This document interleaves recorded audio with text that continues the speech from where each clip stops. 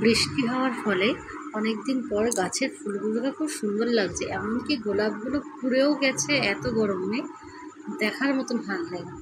তো সেই ভিডিও আজকে তোমাদের সাথে একটু শেয়ার করে নিচ্ছি। তো রাধে রাধে, সবাইকে আমার চ্যানেলে স্বাগত। আশা করি তোমরা সকলেই খুব ভালো আছো। আর হ্যাঁ, আমিও কিন্তু তোমাদের আশীর্বাদে, গোপালের আশীর্বাদে ভালোই আছি। তো দেখো, সকাল সকাল বাল্যভোগ দর্শন করানোর পর আজকে টিউশন পড়াতে যেতে পারিনি বৃষ্টির জন্য, তা কালকে পড়াতে যাব। আর এই দেখো ফুলগুলো কি সুন্দর ফুটেছে গাছে।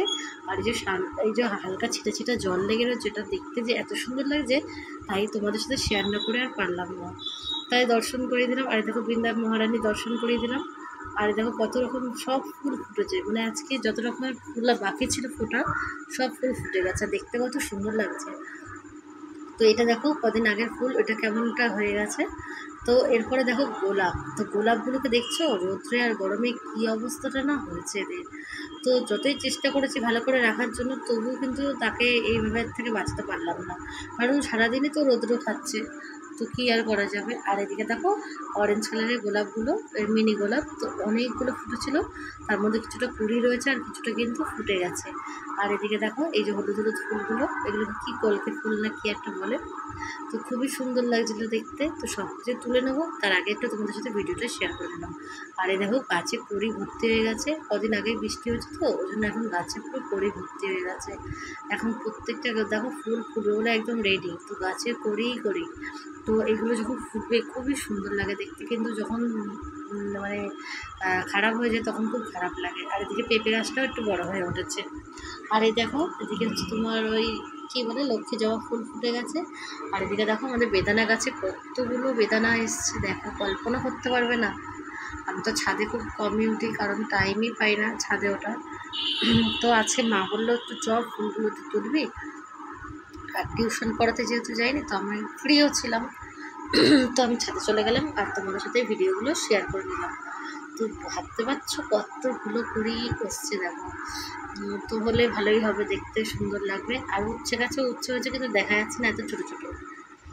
তো তারপরে দেখো মা আবার বৃষ্টি একটু কমার পরে আবার কি ছাদে সব মেলছে। তো আমি আবার দাঁড়িয়ে দাঁড়িয়ে মাকে দেখছে, একটু ভিডিও করে নিলাম। যেহেতু অনেকদিন পরে ছাদে এসেছি, তো দেখতে খুব ভালো লাগছিলো আকাশ টাকাশগুলো, তাই জন্য একটু ভিডিও করে নিলাম। আর আজকে রান্নায় তেমন কিছুই নেই, শরীরটা একটু খারাপ ছিল, তা ওই জন্য পাঁপড় ভেজেছি, ছোলা আলু দিয়ে তরকারি করেছি, আর হচ্ছে তোমার আলু ভাতে শুকনো লঙ্কা দিয়ে মেখেছি। তো এইটাই আজকে ছিল দুপুরের রেসিপি। তো মনে ছিল না শশা ছিল, শশাটা দিলে হতো গোপালকে, আমার একদম মাথাতেই ছিল না। ওই যেহেতু শরীরটা খারাপ তাই জন্য কাজ করেনি আর মাথাটা। আর সকালবেলা 10টার সময় কিন্তু যে গোপালকে সিদ্ধান্ন দিয়েছিল, সেটা তোমাদেরকে ভিডিও শেয়ার করলাম না, ভিডিওটা অনেক বড় হয়ে গেছে তাই। আর এদিকে দেখো আলু ভাতাটাও মেখে নিচ্ছি, আর এদিকে সব কিছু রেডি হয়ে গেছে। এরপরে এটা মেখে নিয়ে কিন্তু আমি গোপালের ভোগটা লাগিয়ে দেবো। আর শুকনো লঙ্কা দিয়ে আলু ভাতে খেতে আমার তো ভীষণ ভালো লাগে। আর আমার মতন তোমাদের কার কার ভালো লাগে অবশ্যই জানিও। আর শুকনো লঙ্কাগুলো মানে ভেজে খেলে না এর একটা টেস্টই আলাদা। তো আমি অনেক সময় কাঁচা লঙ্কা দিয়েও মাখি, কিন্তু সবসময় ভালো লাগে না। যেমন শীতদল যখন পাই তখন কাঁচা লঙ্কা দিয়ে মাখলাম ঠিক আছে। আর এই দেখো একদম আলুগুলো কিন্তু শক্ত হয়ে গেছে, অনেকক্ষণ সিদ্ধ করে রেখেছিলাম, তো ওই জন্য একটু একটু শক্ত হয়ে গেছে। তারপরে দেখলাম যে তরকারিটা আমার হয়ে গেছে, এবার আমি কিন্তু নামিয়ে নেবো, নামিয়ে আর গোপালকে সেবাটা দিয়ে দেবো। তো দেখলাম জল অনেকটা শুকিয়ে হয়ে গেছে, তো আলুগুলো টিপে দেখলাম হ্যাঁ একদম গলে গেছে, কোনো অসুবিধাই নেই, পুরো গলে গেছে।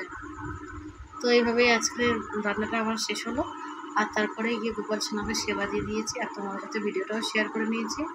আর গোপাল সোনার সেবার পর যেটা আমি রোজ করি, নিজেও সেবাটা নিয়ে নিই, নিয়ে তারপরে আবার একটু বিশ্রামের পালা। কিন্তু আকাশের যে অবস্থা, বারবার ছাদে আর নিচে করতে করতে আমাদের কোমর গেল। যেহেতু না ঠিকঠাক করে শুকালেও জামা প্যান্টে গন্ধ হয়ে যায়, ওর জন্য বারবার গিয়ে মেলে দিতে হচ্ছে। আর এদিকে সন্ধ্যাবেলা যে টিফিনের তো একটু ঘুগনি করে নিয়েছি, দেখো সন্ধ্যা প্রায় হতেই যায়। তো আমার কমপ্লিট রান্না। এবার এটাকে নামিয়ে আমি আবার চলে যাবো আরতি করতে। তো আরতি করার পর আবার তোমাদেরকে ভোগের দর্শন করে দেবো, ঘুগনি ভোগের।